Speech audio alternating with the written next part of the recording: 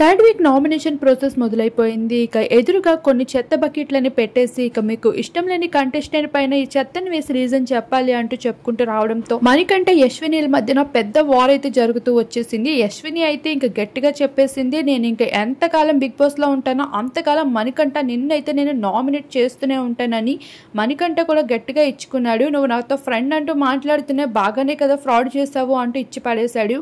అయితే యశ్విని అంటుంది, నువ్వు ఆపుతావా ఇంకా ఫ్రెండ్ అంటూ బాగానే గొయ్యలు తవ్వుతున్నావు అంటూ యశ్విని కూడా వేసేసుకుంది. ఇక కిరాక్ సీత అయితే పృథ్వీకి ఇచ్చి పడేస్తూ వచ్చేసింది. మణికంఠ అయితే ఒక మెయిన్ విషయం చెప్పేశాడు, కిచెన్ లో నువ్వే తోపన్నట్లుగా యశ్విని ప్రవర్తిస్తున్నావు పక్కోడికి ఛాన్స్ లేకుండా అంటూ. మణికంఠలో ఈరోజు మరో యాంగిల్ అయితే చూసాము. ఇదే పర్ఫార్మెన్స్ తను ఇంకొక వీక్ ఇచ్చినట్లు అయితే తను విన్నర్ గా ఎవరు కూడా ఆపలేరని చెప్పుకోవచ్చు. ఇక సోనియాకి అయితే ప్రేరణ విష్ణుబియాల సైతం ఇచ్చి పడేస్తూ వచ్చేసారు.